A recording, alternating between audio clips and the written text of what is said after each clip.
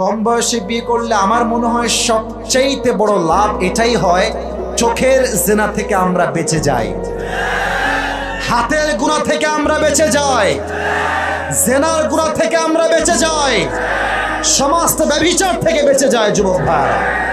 এখন তোমার বয়স যদি 20 বছর হয় বিয়ে করে নিও, যদি 21 হয় করে নিও, বাট মানুষটা সঠিক হওয়া লাগবে। বিয়ের জন্য পারফেক্ট বয়স হচ্ছে তখন যখন জীবনের সঠিক মানুষ তুমি পাবে।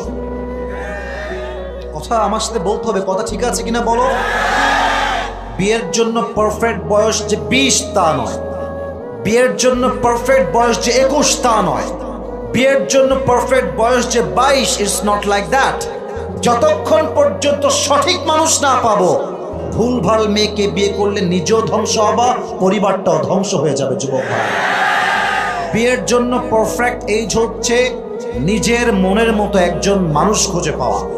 আর নিজের মনের মতো মানুষ তখনই পাওয়া যায় যখন মেয়েটা সৎ চরিত্রবান মেয়ে হয়। যুবক ভাইরা মাথায় রাখবেন, মেয়েদেরকে বাহ্যিক রূপ দেখে বিয়ে করলে আপনি খুব ঠকে যাবেন, খুব ঠকে যাবেন। এই বিউটি পার্লার আছে না, নাম শোনেন নাই নাকি আপনারা সবাই? এমন ভাবে আটা ময়দা মেখে আসবে, ইয়ার ये तो अभी के अभी जन्नत का हूर जन्नत से भाग के मेरे सामने आई है। না না, এটা জান্নাতের হুর না, সব আটা সুন্দরী ভাইরা আমার।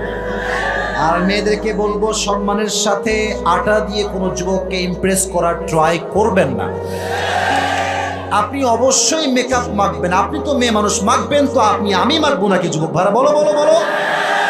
আপনি মাখেন, সমস্যা নাই, একটু কন্ট্রোলে মাখেন। এটা কি হাত হলো কাইলার কাইলা, আর এই মুখের অবস্থা এটা কি বলেন তো আপনারা ভাইরা?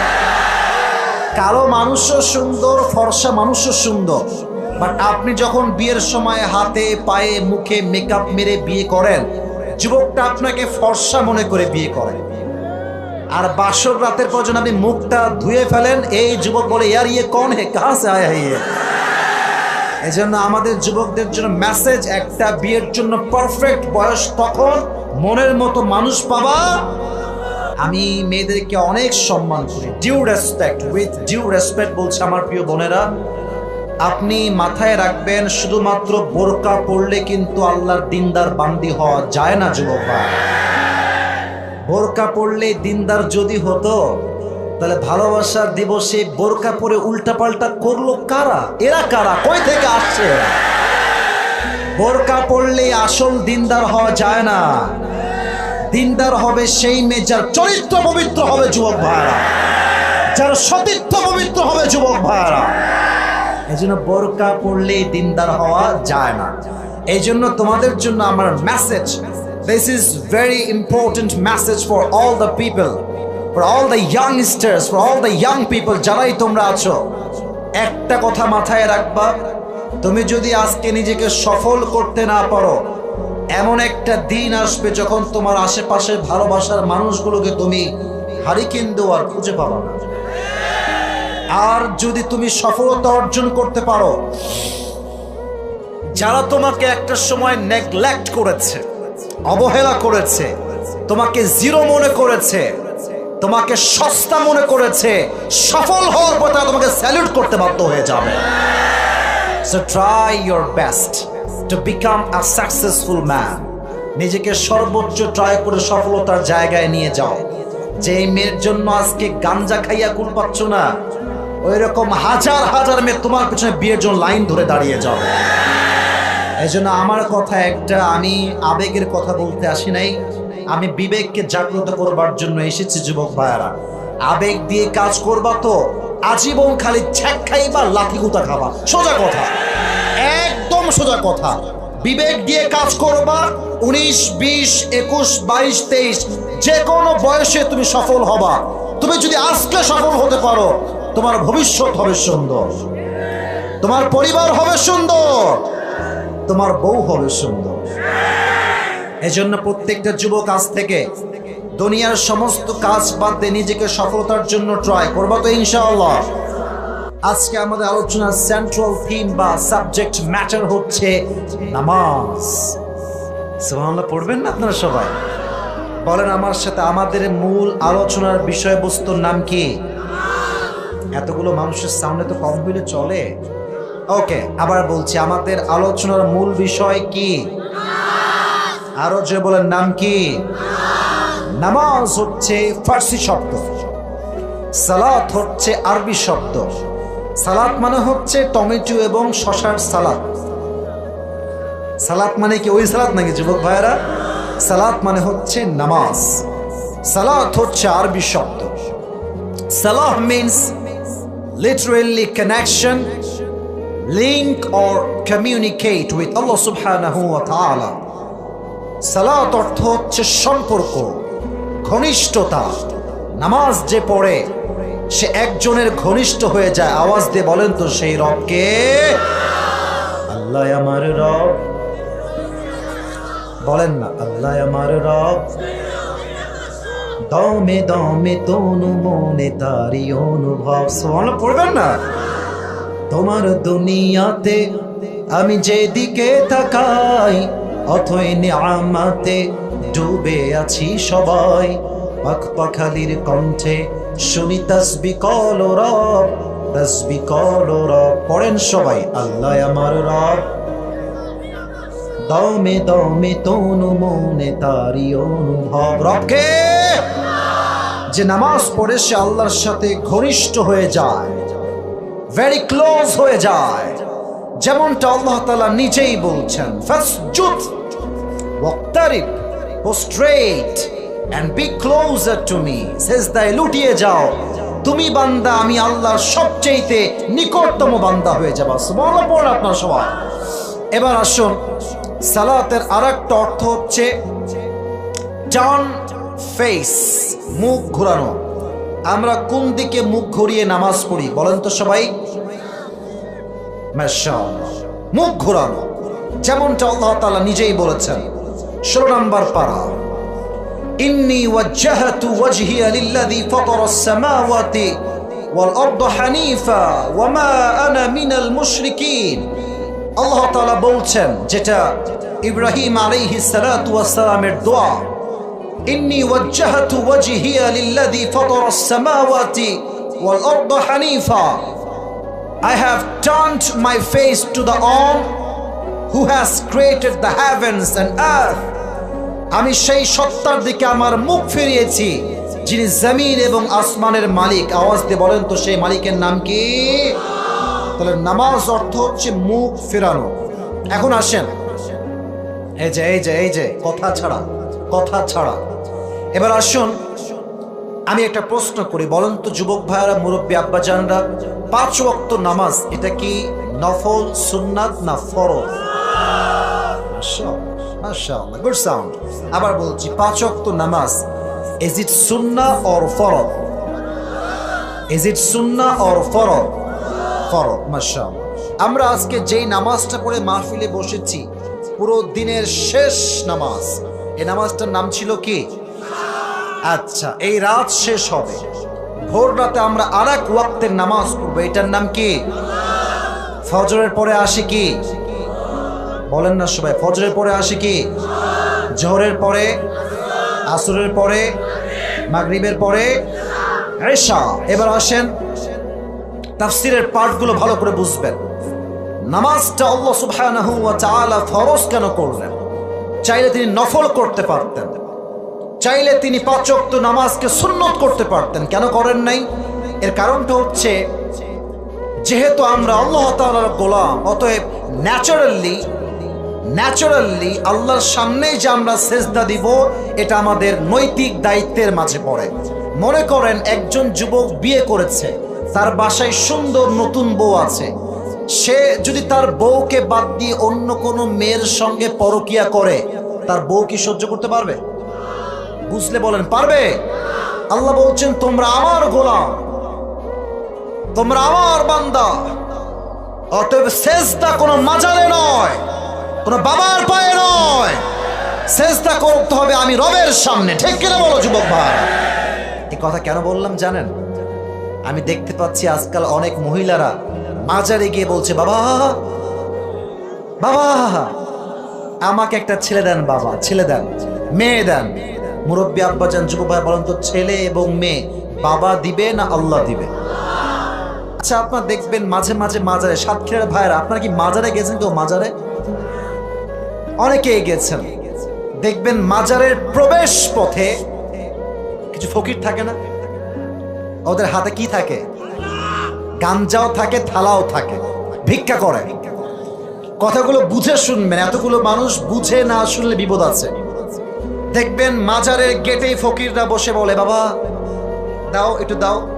আমার এখানে একটা মেসেজ আছে, বাবা যদি কিছু দেওয়ার ক্ষমতাই রাখতো, তুমি পুরো বছরে মাজারে গিয়েছো একবার, ফকির তার ন্যাংটাকাল থেকে মাজারে আছে। তো বাবা কিছু দেওয়ার ক্ষমতা গেলে ফকির তো তোমার আগে বড়লোক হয়ে যেত। যুবক ভাইরা, ঠিক কিনা বলো? না, বাবা কিছু দেওয়ার ক্ষমতা রাখে না, দেওয়ার ক্ষমতা রাখে এক সপ্তাহ। আওয়াজ দিয়ে বলেন তো তিনি কে? এজন্য আল্লাহ তাআলা বলছেন, যারা আমি আল্লাহকে বাদ দিয়ে মানুষকে সেজদা করবে, মাজারে গিয়ে সেজদা করবে, এর নাম হচ্ছে স্পষ্ট শিরক। ইন্নাল্লাহা লা ইয়াগফিরু আন ইউশরাকা বিহি ওয়া ইয়াগফিরু মা দুনা যালিকা লিমান ইয়াশা। আল্লাহ বান্দার সমস্ত গুনাহকে মাফ করে দেয়, বাট একটা গুনাহ কখনো মাফ করেন না, এটার নাম হচ্ছে শিরক।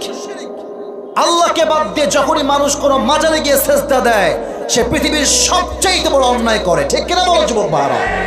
এজন্য দ্বিতীয় মেসেজ, সেজদা করলে এক সপ্তাহকেই সেজদা করবো। আওয়াজ দিয়ে বলেন তিনি কে? আচ্ছা, 3 নাম্বার কথা। আমার কথা বুঝতে কোনো সমস্যা হচ্ছে না তো আপনাদের? আমি তো উঠেছি 11:10, প্রায় 12টা বাজতে গেল। 12টার পরে কি আজকে ওয়াজ হবে না? আপনারা যেভাবে বসে আছেন সাইলেন্টলি পরিবেশ দিয়ে, এটা আবার প্রমাণ করেছে সাতক্ষীরার মানুষ হচ্ছে সবাই ভদ্র ঘরের সন্তান আমরা, ঠিক কিনা? আল্লাহ সবাইকে কবুল করুন, সকলেই পড়েন আমিন। 3 নাম্বার বিষয়, ইন্নাস সালাতা তানহা আনিল ফাহশাই ওয়াল মুনকার। নামাজ যে অন্যায় থেকে আমাদেরকে বাঁচায়, এটা আমরা সবাই বিশ্বাস করি কি করি না? কিন্তু এখানে একটা প্রশ্ন আছে। প্রশ্ন হচ্ছে, হুজুর, আমাদের মসজিদে এমন একজন মানুষ নামাজ পড়তে আসে যে মসজিদের সভাপতি, কিন্তু সুদ খায়, ঘুষ খায়। না, কথা সাথে মানুষ তো আসতে বলছে, দেখছি কথা তো জোরে বলতে হবে, ঠিক আছে কিনা? কি সুদখোর সভাপতি নাই মসজিদে আমাদের? হুজুর, আপনি বললেন যে আল্লাহ তাআলার আয়াত হচ্ছে নামাজ অন্যায় থেকে বাঁচায়, তাহলে সভাপতি সাহেব নামাজ পড়ে কেন সুদ খায়, কেন ঘুষ খায়, ঠিক কিনা বলো? এবার বলেন, আল্লাহর কথায় কি কোনো ভুল হতে পারে? কোনো সন্দেহ থাকতে পারে? Definitely we are doing something wrong. আমরাই কোনো এক জায়গায় ভুল করছি। ভুলগুলো কি? আপনারা সবাই আল্লামা দেলোয়ার হোসেন সাইদি হুজুরের নাম শুনছেন না? আমি আজকে এই বিশাল ময়দানে তার জন্য দোয়া করি, আল্লাহ তাকে জান্নাতুল ফেরদাউসের উঁচু মাকাম নসিব করুন, সকলে পড়া আমিন। সেই দিন ইউটিউবে ছিলাম, মাঝে মাঝে ওয়াজ শোনা হয় ইউটিউবে ঢুকলেই।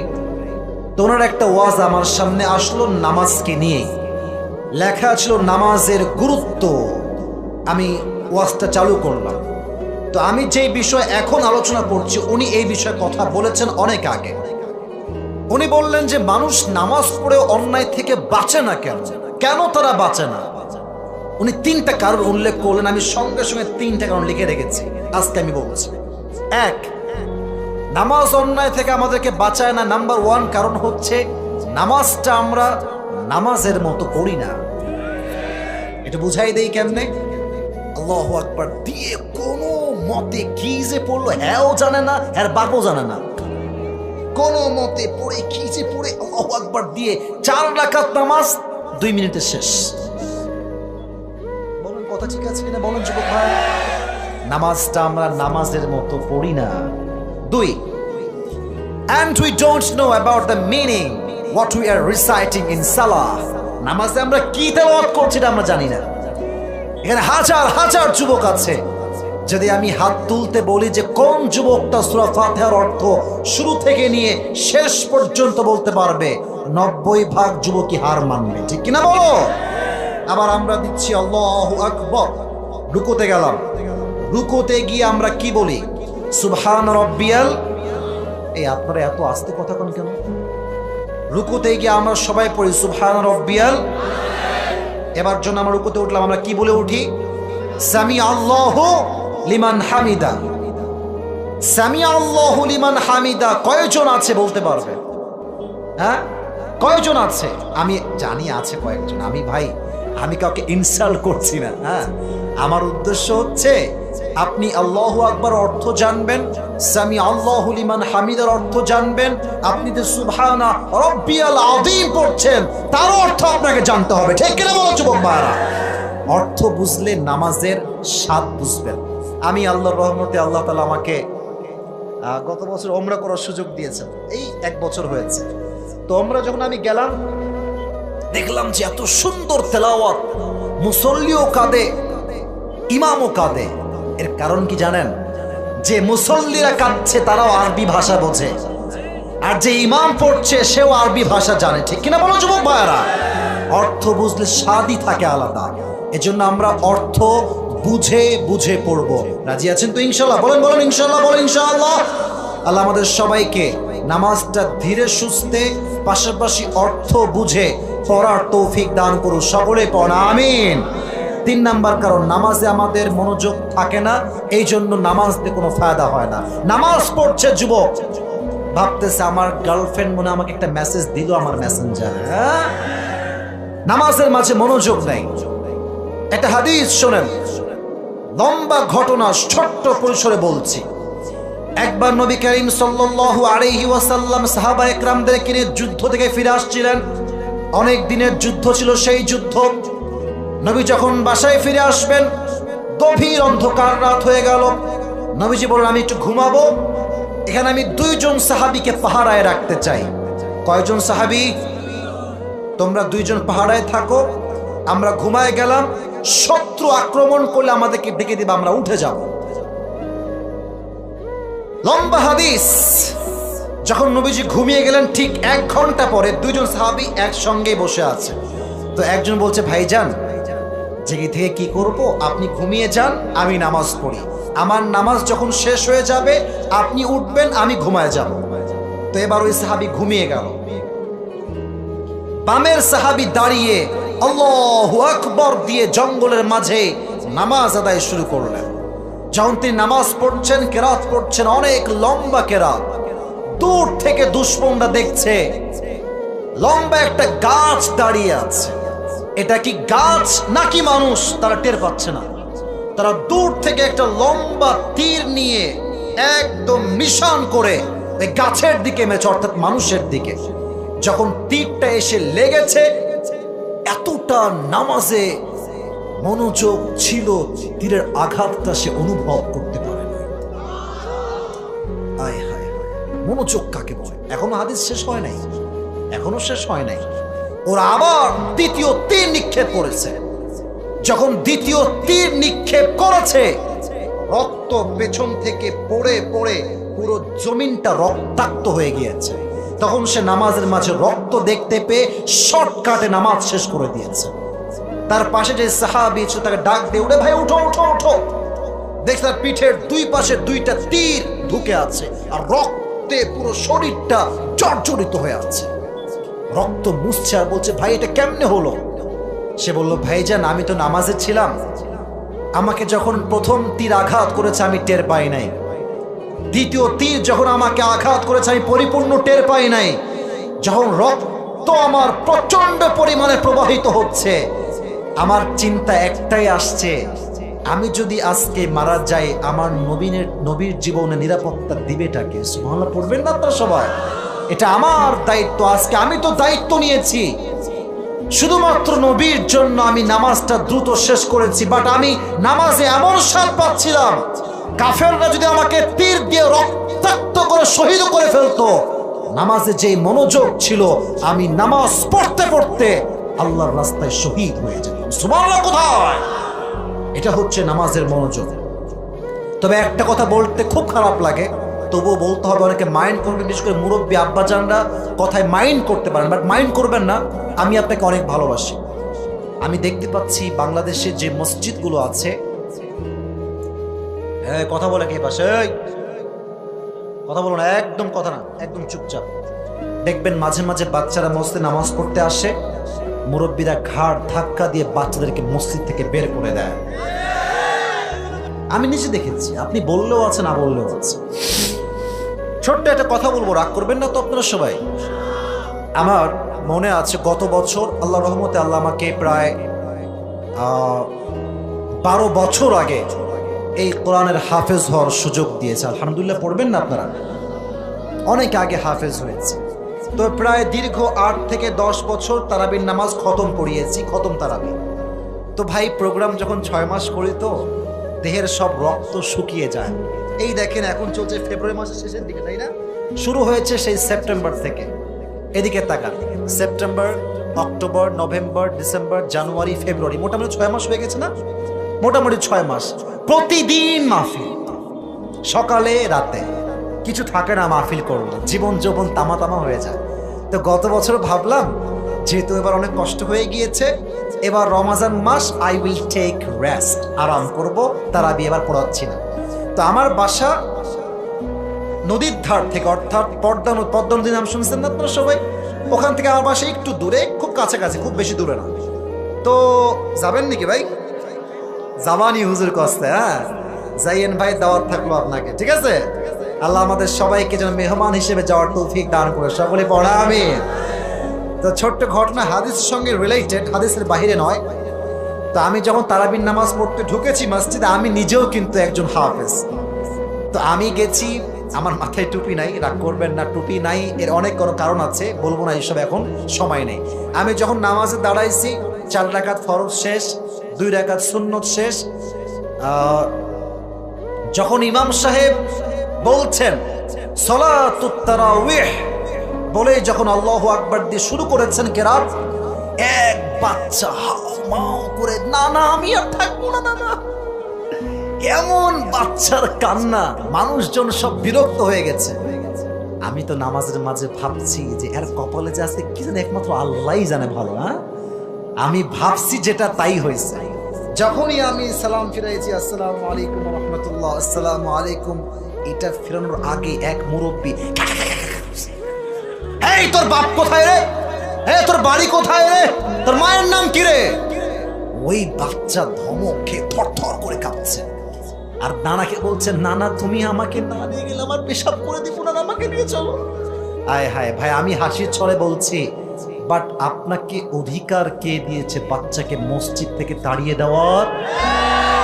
এটা তো আপনার বাপের ঘর নয়, এটা আপনার দাদার বাড়ি নয়, এটা আপনার মামুর বাড়ি নয়, এটা আল্লাহর ঘর। যুবক ভাইরা, ঠিক কিনা বলো? মেহেরবানি করে বাচ্চারা আসলে চকলেট দিবেন, ভালোবাসা দিবেন, দোয়া দিবেন। আজকে যেই বাচ্চা 5 বছর বয়সে 5 ওয়াক্ত নামাজি হবে, আগামীতে সে অমরের মতো গোটা বিশ্বকে শাসন করবে, ঠিক কিনা বলো? আল্লাহ প্রত্যেকটা মুরব্বী আব্বাজানকে কথা বোঝার তৌফিক দান করুন, সকলে পড়া আমিন। মুরব্বীরা, আমার কথা একদমই আপনাদের পায়ে হাত রেখে বলছি, রাগ করবেন না। আমি চাচ্ছি বাচ্চারাও মসজিদে আসবে। আরে ওরা দুষ্টামি না করলে কি আমাদের মতো বুইড়া সরবল দুষ্টামি করবে? যুবক ভাইয়ারা, ওরাই বাচ্চামি করবে, ওরাই চিল্লাবে। এটাই তো আমাদের সৌন্দর্য ইসলামে, ঠিক কিনা বলেন? বলেন তো, আমার নবীজির 2 জন নাতি ছিল, যারা 2 জনই জান্নাতের সর্দার। কি বলতে পারবেন? নাম কি বলেন তো? আবার বলেন, নাম কি? হাসান এবং রাদিয়াল্লাহু তাআলা আনহু। ছোট্ট একটা ঘটনা মনে পড়ে গেল হাদিস থেকে। একবার নবী করিম সাল্লাল্লাহু আলাইহি ওয়াসাল্লাম নামাজ পড়ছেন। আমার কথা বুঝতে কোনো সমস্যা হচ্ছে না তো ভাই? আল্লাহু আকবার দিয়ে সেজদায় গিয়েছেন। হাদিসে আসছে নবীজি সেজদায় গিয়ে আর উঠছেন না, মানে সেজদায় গিয়ে থেকে গিয়েছে। বাংলাদেশের যে কি হয়তো একমাত্র আল্লাহই ভালো জানে। ফেসবুকে মনে লাইভ শুরু হয়ে যেত, যুবক ঠিক না বলো? সাহাবা একরাম সবাই সেজদাতেই আছে, কেউ ডান বাম হচ্ছে না। 5 মিনিট 7 মিনিট পার হয়ে যায়, নবীজি ওঠেন না। এবার যে সামনে একজন সাহাবী আছে মুয়াজ্জিনের ডান পাশে, ও করছে কি জানেন? ও সেজদার থেকে এমনি মাথা তুলে উকি মারছে। নবীজি আসলে করে কি, ওঠে না কেন? তো যখন উকি মেরেছে, দেখছে নবীজির পিঠের 2 পাশে, ডান পাশে হাসান, বাম পাশে হোসেন ভর করে নবীজির ঘাড়েই শুয়ে আছে। সুবহানাল্লাহ পড়বেন না? এবার সে ভাবছে, আমি যদি এমনি হাত দিয়ে ধরে দুটোরে টাইনা নামাই দেয়, তাহলে নবীজি হালকা হয়ে যাবেন এবং নবীজি সেজদার থেকে আল্লাহু আকবার দিয়ে উঠে যাবেন। আয় হায় হায়, ইয়া রাসূলুল্লাহ, কি আদর্শ আপনার, কি আদর্শ আপনার। मैं कुर्बान हो जाऊं आपके मोहब्बत के लिए। सुभान अल्लाह। সবাই যখন হাতটা বাড়াইছে, হাসান এবং হোসেনকে নামাবে নামাজের মাঝখান থেকে, নবীজি পেছন থেকে সেজদার মাঝখানে ওর হাতটা এমনি ধরে বসছে। কেন? নবীজির মেসেজ, নামাজে কথা বলা তো জায়েজ নেই। নবীজি হাত দিয়ে ইঙ্গিত করেছেন, ওরা আমার দুইজন কলিজার টুকরার নাতি, ওরা যতক্ষণ আমার ঘাড়ে আছে সেজদায়, আমি নবীজি সেজদায় থেকে যাব। যতক্ষণ ওরা নামবে না, ততক্ষণ আমি আল্লাহর জমিনে আল্লাহর সেজদায় লুটিয়ে থেকে যাব। সুবহানাল্লাহ পড়েন আপনারা।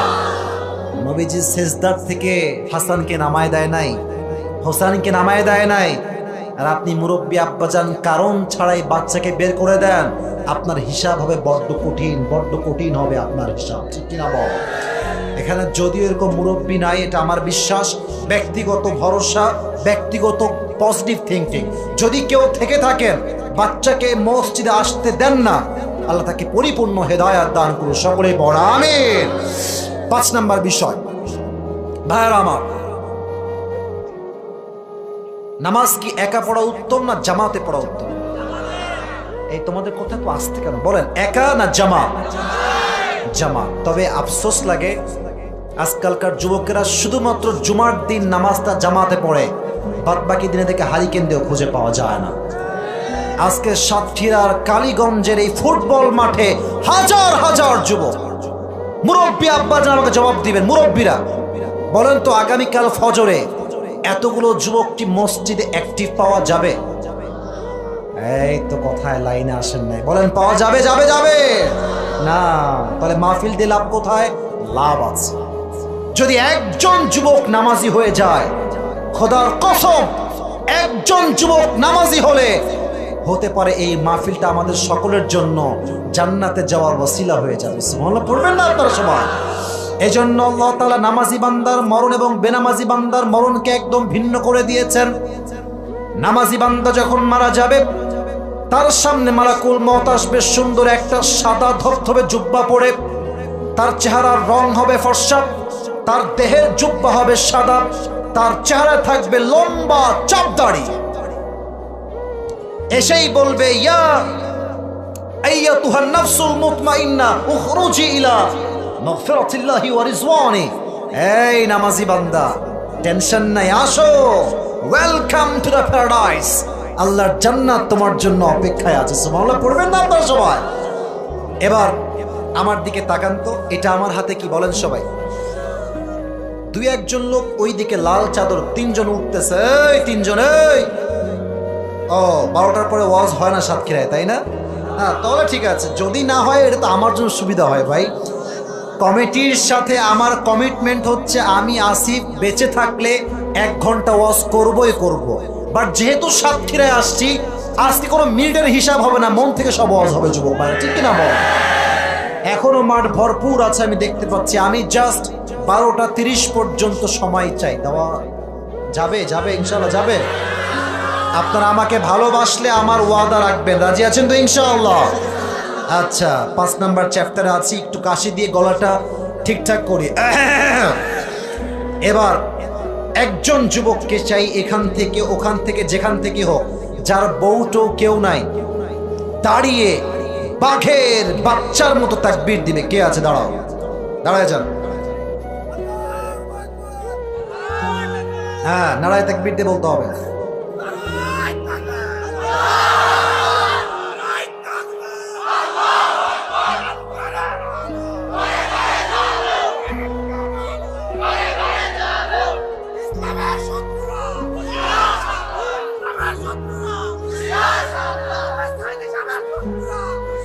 মারহাবা বলেন যুবক ভাইরা, আপনারা সবাই গলায় সাউন্ড আছে মাশাআল্লাহ।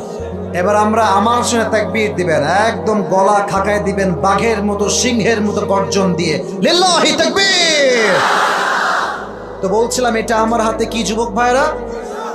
টিস্যু কি গোল হয় না চারকোনা হয়? চারকোনা। মুরব্বী আব্বা জানরা, আপনারা আমার কথা বুঝতে পারলে আমার মনটা বড্ড খুশি লাগবে। যুবকরা তো আমাকে এমনি শোনে, ওরা আমাকে এমনিই বোঝে, মুরব্বীরা বুঝলে আমি বড্ড খুশি হব। নামাজি বান্দা যখন মারা যাবে তার রুহটা হবে বড্ড স্পেশাল, অনেক দামি রুহ হবে তার রুহকে আল্লাহ তাআলা দুনিয়া থেকে জান্নাত পর্যন্ত নেওয়ার জন্য একটা লাল স্পেশাল রেশমি রুমালের কাপড় জান্নাত থেকে আল্লাহ দুনিয়াতে পাঠিয়ে দিবে। সুবহানাল্লাহ পড়বেন না আপনারা? এ হচ্ছে নামাজি বান্দার মরণ। এবার আসেন বেনামাজি যারা আছেন তাদের মরণটা কেমন হবে। মায়েরা আমার, বোনেরা আমার, কানটা খাড়া করবেন। অনেক মেয়েরা 4 ওয়াক্ত নামাজ পড়লেও ফজরের নামাজটা ঠিকঠাক করতে চায় না, ঠিক কিনা বলো? মনোযোগ দিয়ে শুনবেন, বেনামাজির মরণটা কত ভয়ঙ্কর হবে। একটা কথাও আমার চোখের ডান বাম হয়ে শুনবেন না, আমার চোখের চোখ, পুরো দেহর স্ট্রাকচার দেখে কথা শুনবেন, আমার ভাষা বুঝতে আপনার সহযোগিতা হবে। বেনামাজি বান্দার সামনে যখন মালাকুল মউত দাঁড়াবে, তার চেহারার গায়ের রং হবে নীল, ব্লু কালার। তার দেহের যে পোশাক এটা হবে ব্ল্যাক। হাদিসে আসছে তার পা থাকবে জমিনে, হেড তথা মাথা থাকবে আকাশ বরাবর, বিশাল লম্বা তার দেহ হবে। এসে একটা ধমক দিয়ে বলবে, এই বেনামাজি, ইয়া আইয়াতুহান নাফসুল খাবিথা উখরুজি ইলা আবিল্লাহ, বের হয়ে আয়, আল্লাহর গজব জাহান্নাম তোর জন্য অপেক্ষায় আছে। ওই দিন বেনামাজি মুরব্বী, বেনামাজি যুবক, বেনামাজি মেয়েরা তাদের দেহের প্রত্যেকটা অঙ্গ থরথর থরথর করে কাঁপবে, পুরো দেহে একটা কম্পন তৈরি হয়ে যাবে। হাদিসে আসছে তার রূহ একবার ডানে, একবার বামে, একবার পেছনে বারবার পালাবার ট্রাই করবে, বারবার পালিয়ে যাবে। এবার আমার look at my left hand, বাম হাত দেখেন। মালাকুল মউত এমন ক্ষিপ্ত হবে বেনামাজির উপরে, তার বাম হাত দিয়ে এমনি জোরে করে একটা তার রুহের দিকে থাবা মারবে। যখন তার রুহটা তার বুক থেকে টেনে বের করবে, হাদিসে আসছে একটা জীবিত ছাগলকে যাবেহ না করে তার চামড়া কেউ যদি টেনে হিচড়ে চাকু দিয়ে ছুরি দিয়ে ছিঁড়ে ফেলে, ওই ছাগলটার যে পরিমাণ কষ্ট হয়, হাদিসে আসছে বেনামাজি যুবক, বেনামাজি মুরব্বী, বেনামাজি মেয়ের যখন রুহটা কবজ হবে, ওই ছাগলের চাইতে 70 গুণ বেশি কষ্ট দিয়ে তার রুহকে কবজ করা হবে। সকলেই বলেন নাউজুবিল্লাহ।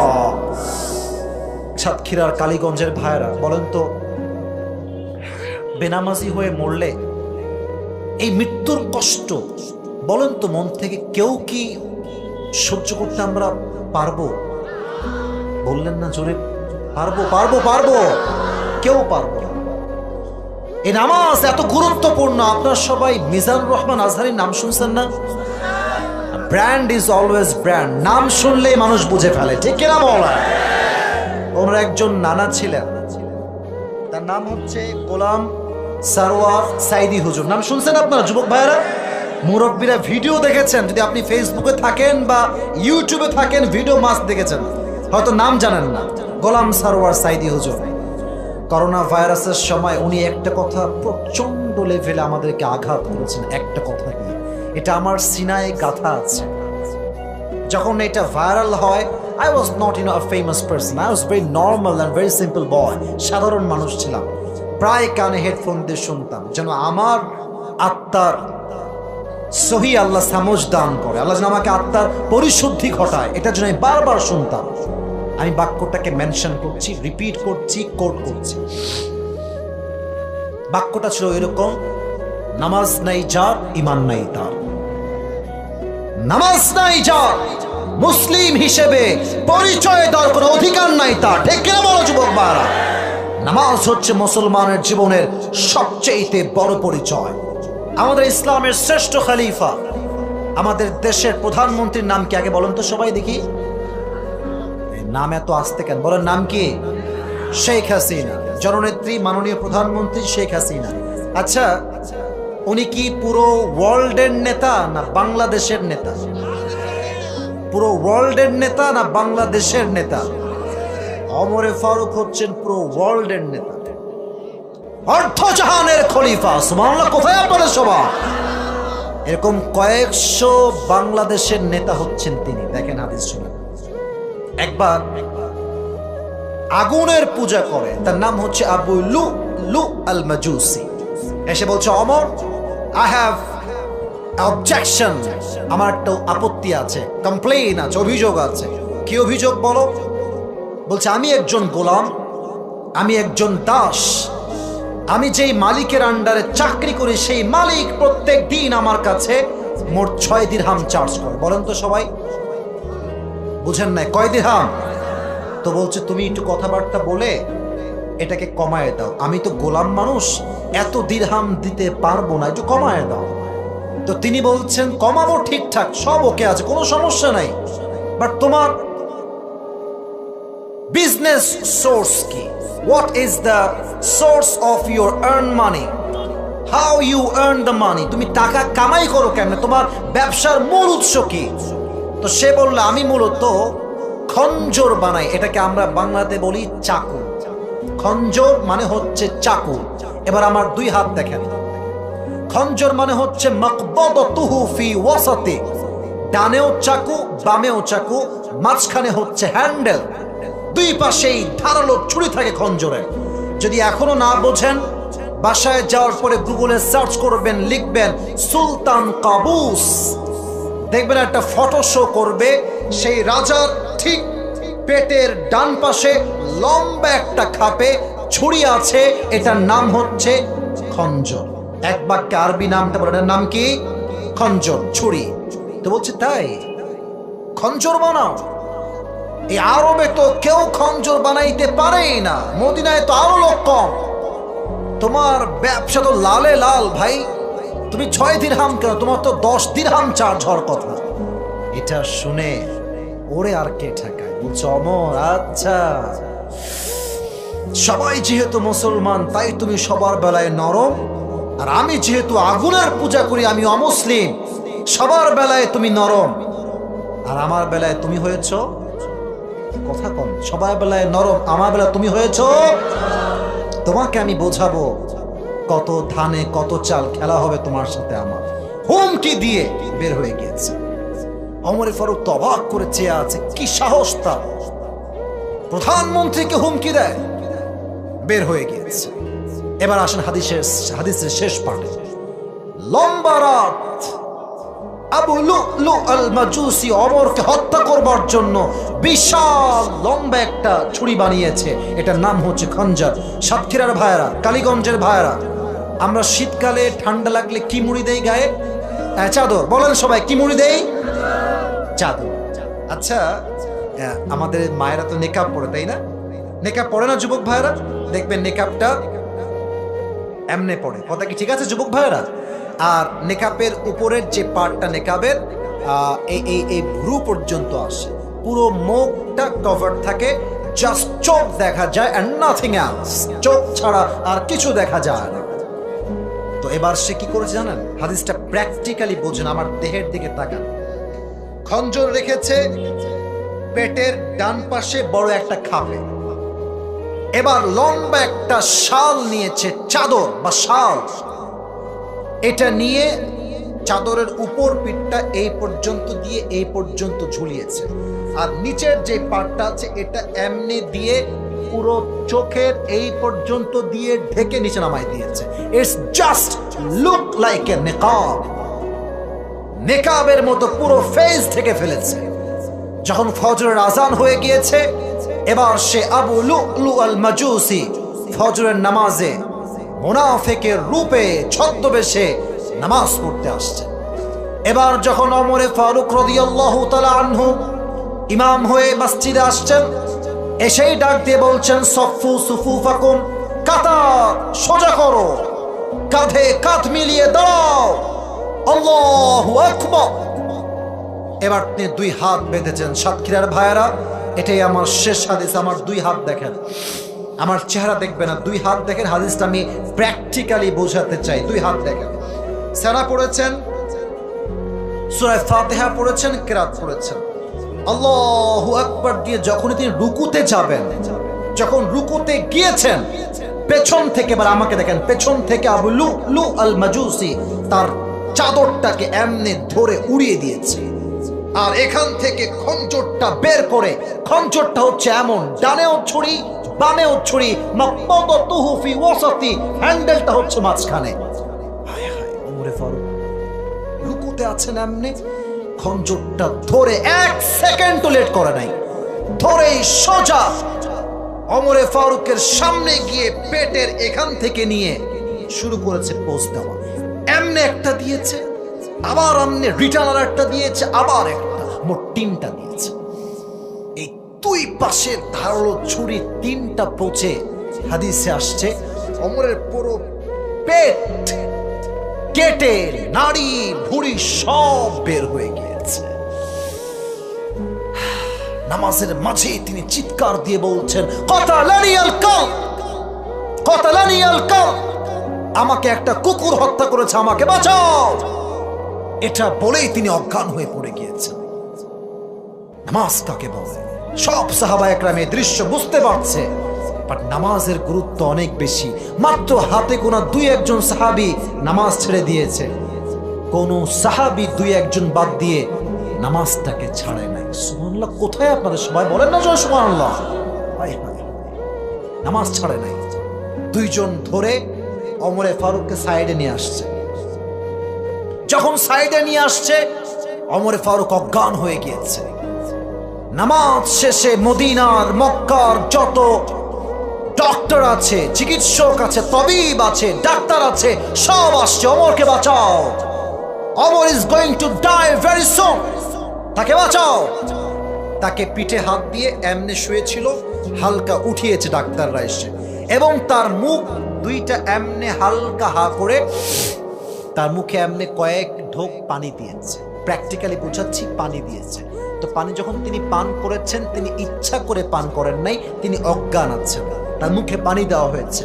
তো হাদিসে আসছে তার পুরো পেট এতটা কেটে গেছে যে পানিটা গলা দিয়ে ঢুকে বুক দিয়ে নেমে পুরো পেট যেহেতু কাটা, পেট দিয়ে সব পানিগুলো গলগল গলগল করে বের হয়ে গেছে। দুধ নিয়ে আসো ওমরের জন্য, দুধ। দুধ হচ্ছে গাঢ় জিনিস, এটা সহজে বের হবে না, হয়তো বা এটা পেটে গিয়ে হজম হলে হতেও পারে, দুধ নিয়ে আসো। দুধ নিয়ে আসছে, ওমরকে হালকা করে উঠিয়ে তার মুখ 2টা হালকা হা করে দুধ দিয়েছে। দুধটা গলা দিয়ে ঢুকে পেট বুক দিয়ে নেমে পুরো পেট এই পাশ দিয়ে ফেড়ে 2 খান হয়ে আছে, নাড়ি ভুঁড়িগুলো এক সাইডে পড়ে আছে, আর পুরো পেট হা হয়ে কেটে গিয়েছে। দুধগুলো এসে পুরো পেট কেটে সব দুধগুলো বাহিরে বের হয়ে গিয়েছে। নাউজুবিল্লাহ পড়বেন না আপনারা সবাই? নাড়ি ভুঁড়ি কিচ্ছু নেই, রক্তে রক্তাক্ত হয়ে গেছে পুরো জমিনটা, পুরো ওমরের দেহে রক্ত আর রক্ত, পেট 2টা আলাদা হয়ে যাওয়ার মতো অবস্থা। হঠাৎ করে তিনি জ্ঞানে ফিরে আসছেন, চোখটা মিটি মিটি চোখ খুলেছেন, একদম হালকা। একজন সাহাবী টের পেয়েছে ওমর চোখ খুলেছে, দৌড়তে আসছে, ইয়া খলিফাতুল মুসলিমিন, কি হয়েছে আপনার, আপনি ঠিকঠাক আছেন তো? উনি বললেন যে এদিকে, ইশারা করে এদিকে ডাকলেন, কাছে, তার কাছে আসো। যখন তিনি কাছে আসলেন, উনি বললেন, মানে তোমার কানটা আমার মুখের কাছে নিয়ে আসো, কারণ কথা যে বলবেন জোরে, he hadn't that strength, সে শক্তি নাই তার গায়ে। যখন কাছে আসছে, সে কানটা বাড়িয়েছে ওমরের মুখের কাছে। ওমর আস্তে আস্তে বলছে, এই আসল্লান নাস, আসল্লান নাস, আমি ওমর যে নামাজ পড়াচ্ছিলাম ফজরের, আমাকে তো আঘাত করার পরে আমি অজ্ঞান হয়ে গিয়েছিলাম। আমার অজ্ঞান হওয়ার পরে তোমরা কি সেই নামাজটা আদায় করেছিলে? সাতক্ষীরার মানুষ এত আস্তে সুবহানাল্লাহ পড়লেন আপনারা সবাই? পয়েন্ট বুঝতেছেন? একটা মানুষের নাড়ি ভুঁড়ি বের হয়ে আছে, তার পুরো পেট কেটে আছে, and he is definitely and damn sure that he will die very soon. End of the life, the last stage of life, he is asking just for সালাহ এন্ড নাথিং এলস। জীবনের শেষ মুহূর্তে টাকার কথা বলেন নাই, সম্পত্তির কথা বলেন নাই, স্ত্রীর কথা বলেন নাই, জীবনের শেষ কথাই ছিল নামাজ নামাজ নামাজ। সুবহানাল্লাহ পড়েন। নামাজ হচ্ছে দামি জিনিস যুবক। আমি আর কেমনে বুঝাই, শেষ কথাই বলি। আচ্ছা, আমাদের প্রিয় নবীর জীবনে তার জীবনের শেষ কথা ছিল কি বলেন সবাই? বলেন না সবাই, ছিল কি? মানুষ কি তার জীবনের শেষ মুহূর্তে ফালতু কথা বলে না গুরুত্বপূর্ণ কথা বলে? বলেন বলেন বলেন, গুরুত্বপূর্ণ কথা বলে। অতএব নবীজি আমাদেরকে শিক্ষা দিয়েছেন, তার উম্মত হতে চাইলে নামাজ ছাড়া তার উম্মতের কোনো পরিচয় পাওয়া যাবে না। ঠিক কিনা বলো? ওমরে ফারুকের মতো সাহাবী কনফার্ম জান্নাতি হওয়ার পর নামাজকে ভুলে নাই, এটাই প্রমাণ শেষ উম্মত জান্নাতি হতে চাইলে নামাজ ছাড়া তার কোনো গতি নাই। ঠিক কিনা বলো যুবক ভাইরা? আল্লাহ আমাদের সাতক্ষীরার প্রত্যেকটা মানুষকে 5 ওয়াক্ত নামাজি হওয়ার তৌফিক দান করুন। সকলে পড়া আমিন।